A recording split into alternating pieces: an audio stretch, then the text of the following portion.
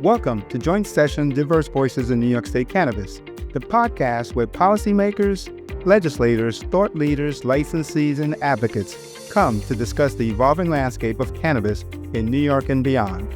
I'm Herb Barbot, former Director of Operations at New York's Office of Cannabis Management.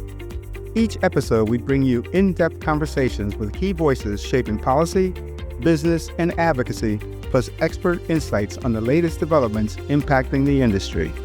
And now for the episode. Welcome to episode 11 of season 2 of Joint Session. This is Herb Barbot, and in this episode we'll speak with Dr. Bridget Cole Williams. Dr. Williams is a family physician, a medical cannabis specialist, an in-demand keynote speaker, and lead author of Amazon's best-selling series, Courage in Cannabis. But before hearing from Dr. Williams, let's take a spin around this week's news. Last week, I reported that the Pennsylvania House, for the first time, passed an adult use bill just days after it was introduced in the chamber. On Tuesday, the Senate Law and Justice Committee voted down the bill. This swift reaction was not unexpected. The bill proposed adult use sales through state-run shops, an approach disliked by both supporters and opponents of legalization. A question that may have been keeping some people up at night: does cannabis consumption lower sperm count? The answer appears to be maybe not. A team of researchers led by those from Boston University School of Public Health conducted a study that examined the link between cannabis consumption in men and their semen parameters. Researchers analyzed data of nearly 1,700 semen samples from more than 920 men who participated in Pregnancy Study Online, a North American preconception cohort study. Researchers studied these samples for things like semen volume, sperm count, sperm concentration, and sperm motility. Previous studies have found that regular cannabis consumption can affect sperm quality. This study, however, found that while 23% of participants said they consume cannabis regularly, with more than 3% saying they were daily consumers, current cannabis use was not appreciably associated with semen quality. This research was published in Andrology. Did you know that in 2013, Uruguay was the first country in the world to legalize cannabis for adult use? Jose Mujica, the former president of Uruguay and a champion of legalization, died last week at the age of 89. Back in 2013, President Mujica said, "The repressive path that we have been taking for 50 years is failing. We have to fight to gain the market from drug trafficking. Therefore, if we legalize, we regulate. If you are a consumer, you identify yourself, and I, the state, sell it to you. But if something is happening to you, I say, come here, I will treat you." I think that is much better than what we are doing today. Mujica's advocacy inspired similar calls for reform from Mexico to Colombia. Whoopi Goldberg and CNBC's Tim Seymour will have a fireside chat on June 4th at Cannabis Means Business, a conference held in New York City. Goldberg is rolling out an intoxicating hemp beverage called Whoop Tea. In other New York news, the New York State budget, approved 5 weeks after its March 30th deadline, resulted in some changes to New York cannabis. For example, language related to appointments made to the Cannabis Control Board removed provisions of law deeming a person acting as chairperson of the Cannabis Control Board as a state officer. This also removed the chair's $229,000 salary, which was higher than the salary of the Office of Cannabis Management's executive director. Another provision strengthened the pathway for tribal nations to get involved in the New York State industry, a topic Joint Session will be covering in a future episode. But the most noteworthy provision related to fees for registered organizations, ROs, or the existing medical cannabis operators are the only entities that can be vertically integrated in the state's adult use industry. Previously, ROs that expanded into adult use needed to pay $20 million in 4 installments. Now, the fee structure is more varied, with certain amounts due at various stages of the RO's licensure and revenue targets. The fees, which at most would total $15 million for an individual RO, are to go towards social and economic equity and incubator assistance pursuant to the cannabis law. One last item in New York. The U.S. Attorney for the Western District of New York in Buffalo announced that 2 men, one from Staten Island and another from California, were arrested and charged with operating a large-scale, unlicensed, and therefore illegal marijuana grow operation in Wayne County, New York. investigators seized over 29,000 growing plants and close to 4,000 pounds of processed marijuana. The business was operating under the name Integrity Farms and Greenhouses, Inc. Thanks to Cannabis Wire for that news. Check out Cannabis Wire at cannabiswire.com. Dr. Bridget Cole Williams is a board-certified family physician, author, medical cannabis specialist, and entrepreneur with over 20 years of experience in a patient-centered care. She earned her medical degree from the Michigan State University College of Human Medicine and completed her residency at the Cleveland Clinic in Family Medicine. Dr. Williams is a pioneer in integrating traditional medicine with alternative therapies, focusing on the therapeutic benefits of medical cannabis. As the founder of Green Harvest Health, she created a first-of-its-kind practice in Ohio, combining cannabis education, consultation with coaching practices. Dr. Williams is also the co-founder of the Blossom Bar, reflecting her mission to promote relaxation, social connection, and wellness without alcohol. Dr. Williams is currently the medical director of Caroline's Health Center in Cleveland and an adjunct professor at Johns Hopkins University. And that's the short version. Welcome, Dr. Bridget.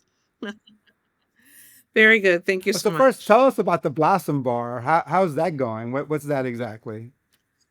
So the Blossom Bar is a mobile infused mocktail bar. So having so many patients in the cannabis space that for numerous reasons choose not to use alcohol, whether they have addiction or they just choose not to do it for health reasons or preference.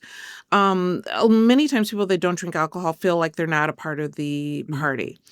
And they're stuck with a Shirley Temple or a iced tea or Coke, and they just don't feel like they feel as celebrated as people that have very fancy drinks. And so the Blossom Bar combined using nutraceuticals, or back in my day, we called them just supplements, ashwagandha, lion's mane, ginseng, along with elevating cannabinoids such as CBD, THC, hemp-derived, THCV, CBG, as well as things like kava and blue lotus. And we make these over-the-top fun drinks that we smoke, and they're bubbling and they're color changing. And so whether you're choosing to elevate with cannabinoids or you're just wanting something that's good for your body like ashwagandha, you get a really fun, exciting drink. Oh, that sounds fascinating. Good luck with that. I mean, for the most part, smoking is never going to be very well accepted. We've kind of gone over that already when it comes to tobacco, but we're a drinking drunk country. Like drinks are acceptable, right?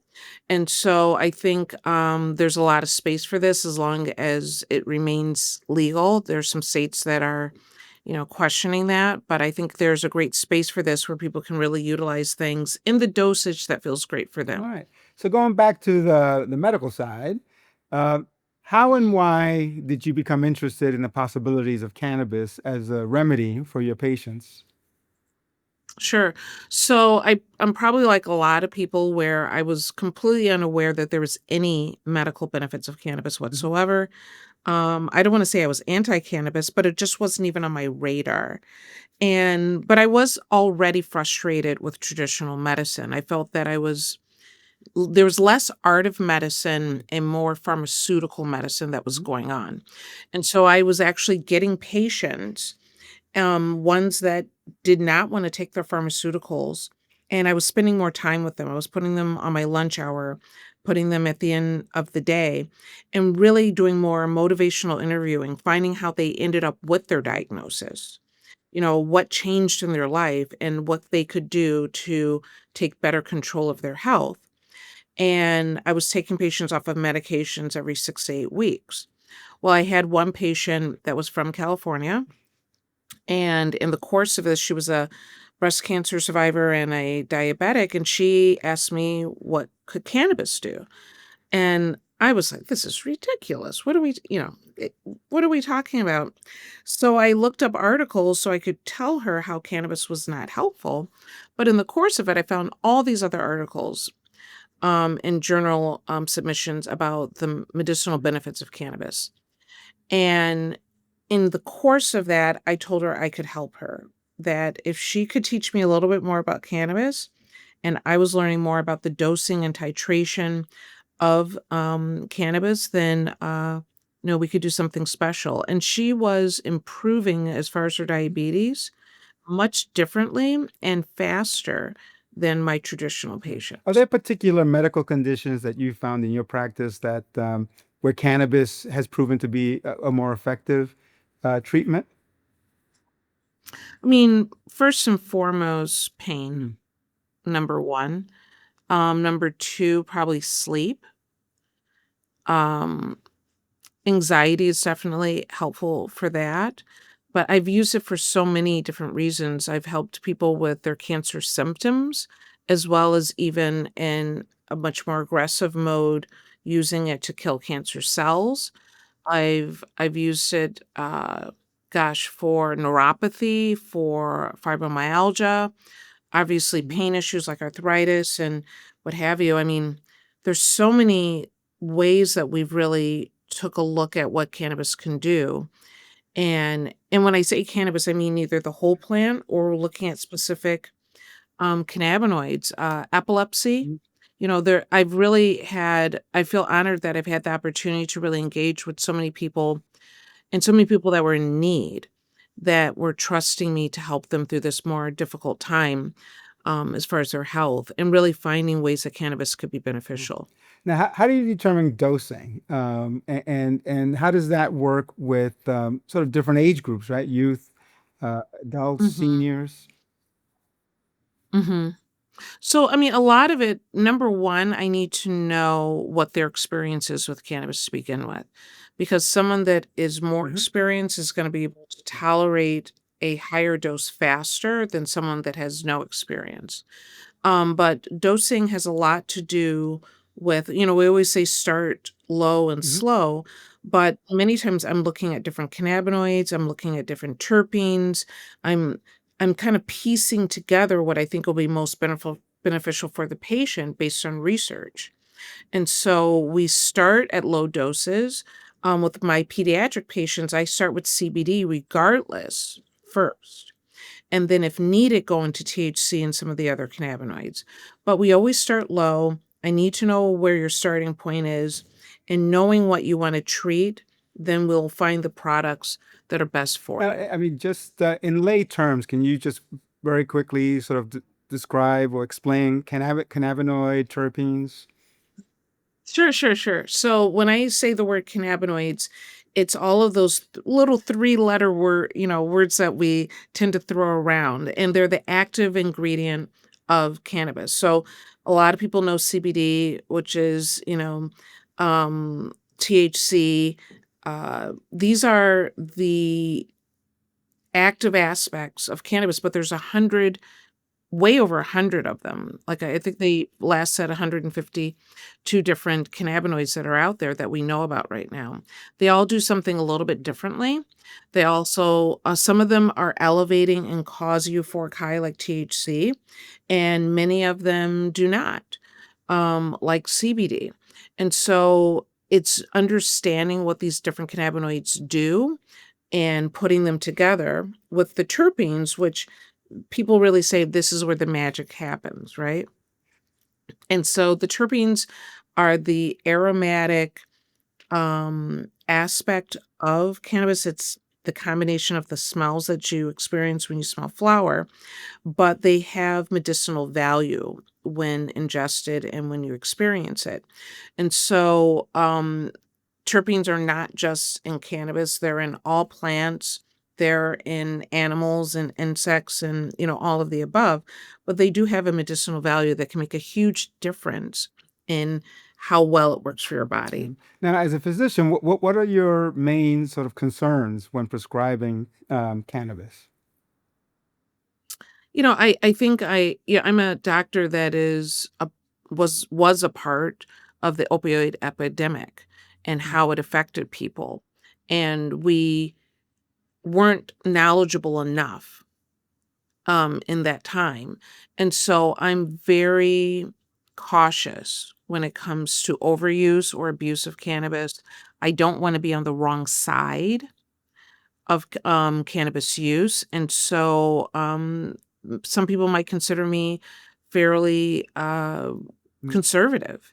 You know, there, a lot of people in the cannabis space say that you can't be addicted, but you can. It's not nearly as harsh as obviously heroin or opioid use or what have you.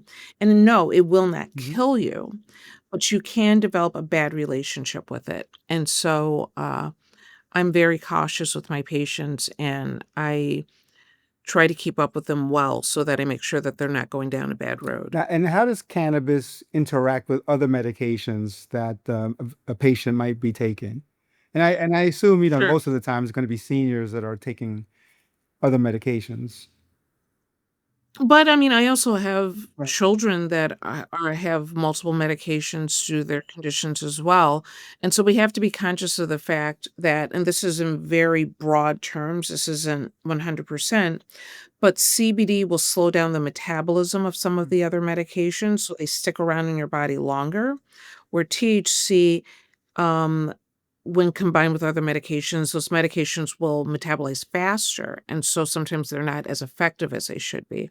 And that's very broad. That's not 100% for all medications or what have you, but it's something to consider when you are looking at adding cannabis um, as a part of your regimen with other medications. A lot of times I make sure that CBD and THC are actually more equal in concentration, so there becomes more of a balance as it interacts with other medications. But to say that it has no effect would be wrong. Like it can definitely have an effect on the metabolism. And as you're treating the patient, what criteria do you use to determine whether the patient should continue or discontinue use of cannabis? Well, I think it depends on what we're Mhm. treating. If it's something that can resolve and they've been able to use cannabis and it doesn't exist anymore for them, then that's great, right? But most of the time, cannabis is decreasing the symptoms of something, not necessarily curing Mhm. it, correct? So if it's working for them, obviously, we continue it. If it's not working and there are patients that it just never clicked for them, it doesn't seem to work, or they don't notice that it works until they Mhm. stop, right? And those patients, we do stop it, see what the effect is after they stop it, and determine if we should continue it again or not. If they do develop a bad relationship with it, we want to kind of get them out of that space so that it doesn't cause a dysfunction for them. Now, So, I mean, there's a lot of yeah. different Well, reasons. one of the things that you see in states that have started with medical cannabis and then also added adult use cannabis is that the number of patients starts to diminish. What are the concerns for people who are on medical cannabis under treatment with a physician and decide, I don't need to go back to the doctor. I can just go to my local dispensary and purchase. Sure. It's having the right medical information to get the products that are right for you. A lot of dispensaries have a medical side and a recreational side, and you won't have access to things that might be more beneficial for you. And the assumption is that all cannabis is the same, and it's the other the other cannabinoids, it's the terpenes, and if you're really making something just for recreational use, sometimes there's not a lot of thought put into that aspect of those products.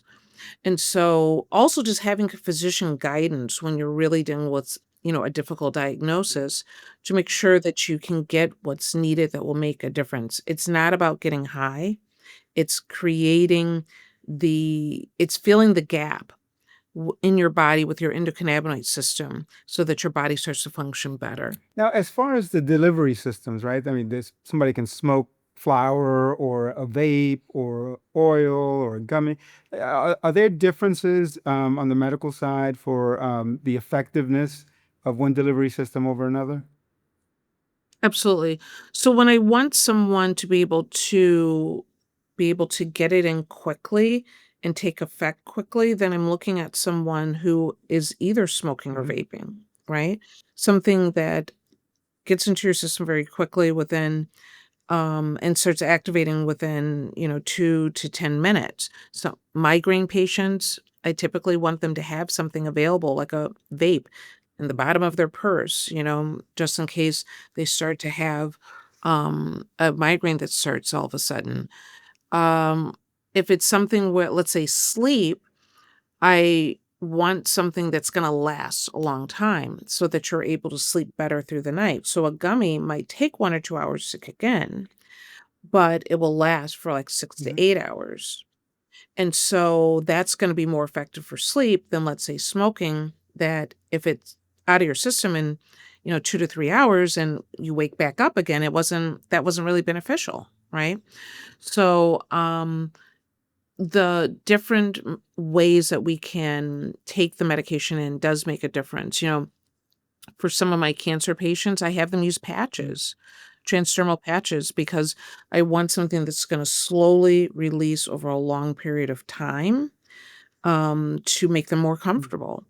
And that's going to be a little bit different from, let's say, a gummy, or some of my cancer patients can't swallow. They're on a trach, and so a transdermal patch is really beneficial. Now, how big a part of your practice is cannabis at this point? Well, gosh, over the last 6 years, I've done different things where it's been the majority of my practice, and then I've done things where it's maybe about half of my practice, right? Of course, when Ohio went recreational, the amount of patients I'm interacting with in the cannabis space did start to Mhm. decline, but I also had more patients that were more severely ill seek me out, because the quick card doctors started to disappear because they weren't making the same amount of money. But the patients are still there. It's upsetting to me that cannabis activists parade all of these patients, up to Congress saying, we need medical cannabis, we need this. Look at this child, look at this person. They all have all these conditions that cannabis can help.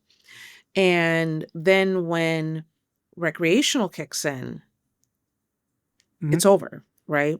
They're no longer getting that level of support or recognition. Um, and those patients still exist. The goal isn't necessarily Mhm. recreational. The goal, at least from my perspective, is healing, and having access to a medication that can heal. And so, yeah, it can be upsetting at times. Now, how do you monitor the use to make sure that they're not developing any sort of problematic uses, right, or dependencies that go beyond Mhm. the treatment? So in Ohio, I have the opportunity to see exactly what they purchase, Wow. because any controlled substances, we have something called an ORS program, where any controlled substances, I can see that they have purchased it, no matter where. Now, if they go out of state, I don't see it, of course, but if they're in the state and they purchase it, I can see the trending of what they're consuming. And it also will calculate the likelihood of someone overdosing or overusing substances. So that's an easy way to do it here. Um, to If I didn't have access to it, it really requires more follow-up and education. And I ask patients often, are you using cannabis, or is cannabis using you? Mm. And if they start to give me that suggestion that their use is a little bit out of control, that they don't really, it's not whether they want to use it, they're drawn to use it even when it might not be the most convenient time, right? And so, but either way, communication's needed either way. Whether you have a program that gives you the data, you still need to have those Now you conversations. mentioned, that the first patient that you had this discussion with was this person, breast cancer survivor from California. Today, is it you typically that first raises the possibility of using cannabis, or is the patient coming in and raising it? You know, so my patient population knows what Hmm. I do. Um, in traditional medicine, it's not necessarily something that I can suggest right off Hmm. the bat. So I had a cannabis practice that was somewhat separate from my traditional medicine practice. But every once in a while, I had a cannabis patient show up at my regular practice saying, I'm here for my cannabis, card and evaluation. I'd be like, oh, you're in the wrong office for that, right? So, uh, obviously, in my cannabis practice, they bring it up first. That's Hmm. why they're there. In my traditional practice, I don't know. It kind of depends because sometimes I just throw it out there as a have you ever considered or thought about it, just to feel the room a little bit. Other times, patients they bring it up first. Okay. Yeah. Varies. Do you have educational resources that that you share with patients, guide them through this process? Absolutely. So we have like some pamphlets. Early on, I would any patient that came in for their card, I would do like a slide presentation so that they were well educated before they left the office. It was a bit cumbersome, probably, they walked out with a ton of information. But I do also try to keep people Hmm. informed. So for a long time, I was doing kind of like TikTok videos or what have you, and a lot of my patients followed me on that. Um, it just I try to make myself available for those conversations. It's hard for me to really see social media as, a TikTok video as a way of educating someone, but that's our new world. So, I do All both. right. So if a listener is interested in finding out more about the medical use of cannabis, where should they be looking? How can they contact you? Sure. So, you can always go to my social media, which is Dr. Bridget MD. I also have the Blossom Bar mocktails where I share not just cannabis information, but information about supplements like ashwagandha and lion's mane and what have you. I do still have my TikTok where it's Dr. Bridget MD as well. And it's a great way to interact. And of course, I have a website, which is drbridgetmd.com. All right. Well, terrific. Thank you so much, Dr. Bridget Cole Williams, for your time today. That's it for this episode of Joint Session Diverse Voices in New York State Cannabis. If you found today's discussion valuable, consider leaving a rating and review on your favorite podcast platform. It helps more listeners find the show. Better yet, share it with colleagues, advocates, and anyone interested in the future of cannabis in New York. Joint Session is produced by me, Herb Barbot, together with executive producer Robert Curtis from Simlev Media. Special thanks as always to Cannabis Wire.